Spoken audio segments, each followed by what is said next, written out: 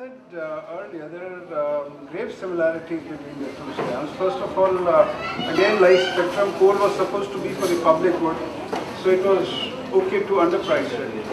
And then again, we find that there were people in the coal scam, like in the telecoms, people within the system who were concerned about it and made various attempts to stop it.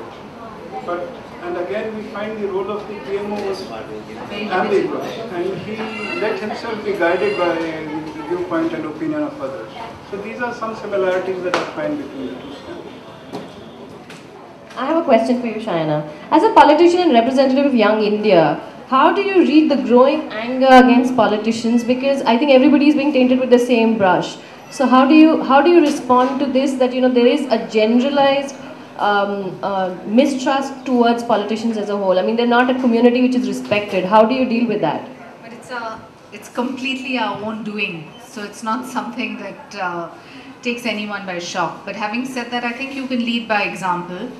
If you choose not to be a part of this coalition tug of war, if you choose to voice your opinion as a legitimate voice of dissent, even within a political party, I think there's a huge ray of hope in India. So to sit here and think that everyone's a Raja or a Chidambaram, trust me, there are lots who are not. I have one question for you which has been coming to my mind over and over again. They said the price at which it was sold was 1/10 the market price, and then the foreign companies that bought it for almost 8 times that price. Yeah. So the larger question in 2G is, where has all this money gone, and is the nation ever going to get it back? Well, if you look at it, the spectrum was sold at a certain price, and within no time the companies that had got the spectrum sold it at 7, 8, 9 times. And at that time those companies had no other asset but the spectrum. So the spectrum was all the asset they had. So the difference in the valuation shows to the extent the money was, the spectrum was underpriced.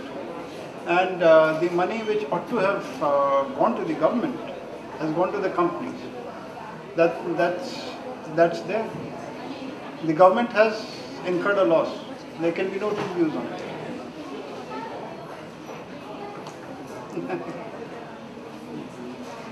So why don't you tell us what exactly do you try to achieve through this book? Do you raise more questions about governance in India, or do you sort of have solutions, answers, that what we need to do in terms of the policy space, in terms of regulation, in terms of how natural resources are allocated? What does your book answer any of these questions? Yeah, actually it does. See, there is a policy framework. Like I said, policies also determined by the popular mindset at that time. So now the stage has come when scarce resources cannot be sold cheap. So that's the central message. And for telecom in particular, it's again very strange. When the CAG was talking of huge losses, spectrum being underpriced, none of the telecom operators said, they all said, yes, there's a scam happening. But now when the spectrum is being priced in a certain way, the same telecom companies are saying, no, it's overpriced. So it has to be somewhere in between. The truth, I think, lies somewhere in between the two. So auction is not the clear answer, is that what you're saying? Auction is the right way, but we have to... supported by policy. Supported by policy and arrive at... see, telecom is a huge thing in India. It's added to our GDP. It's enabled. It has empowered people.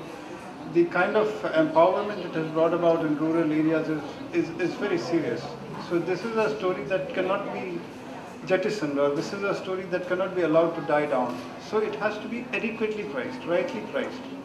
China is 2G, just the tip of the iceberg. As you know, I'm a member of the opposition party. How do you see this? Do you see more scams coming out? Do you see the CAG coming out with some more of these coal gates and other gates coming out?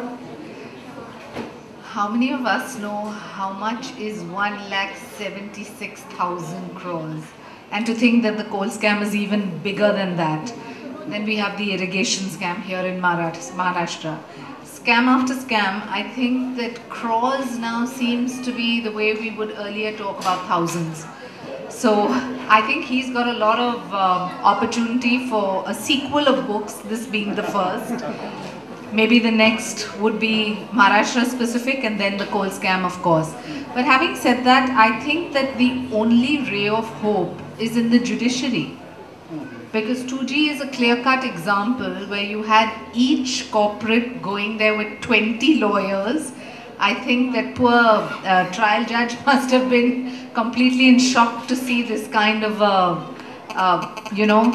presentation by all of them. But it also goes to show you that white-collar crimes are as big a scam as that of any political party.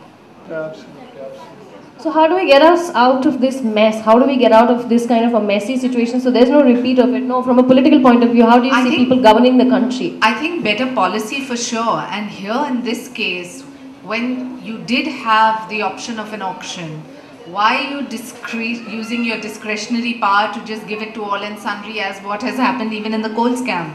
So I think these are questions that the politicians have to answer, irrespective of which party they belong to.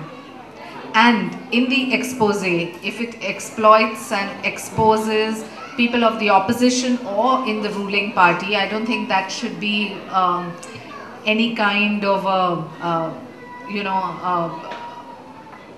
it should not be a reason to stop on the investigation at all. Okay. The first time in the history of India, you have the Attorney General also in question. Bhupesh, what are the most worrisome aspects of this scam that you see? Crony capitalism, undoubtedly. The whole nexus between businessmen who are ready to use loopholes in the official processes and to use that for personal good. So that emerges as the biggest threat to the country, undoubtedly, crony capitalism. And we have seen it in scam after scam. Do you also see that earlier politicians were not into business, but now increasingly you see them seeking to become businessmen themselves or owning stakes in companies themselves? Do you think that's also an issue? Where our politicians have become more ambitious? Well, I think it cuts both ways. So if you are in business, then you're obviously alive to what business needs or what business wants from the governance and how a business is run. You are not anti-business in that sense, but there is also evidence of businessmen, politicians, using their dual role to their advantage. So it cuts both ways. And also about the role of the media and how the tapes were leaked. Yeah, media of course has had a great role to play, and the good thing about the has media had a bigger role or the lobbyist? Well, it's very difficult to say. That if you read all the media reports, there has been some pioneering investigation as well. And of course, the lobbyists, they try to give their own spin, use the media, but in my research for this book, I did come across some pioneering investigation which is worthy across publications.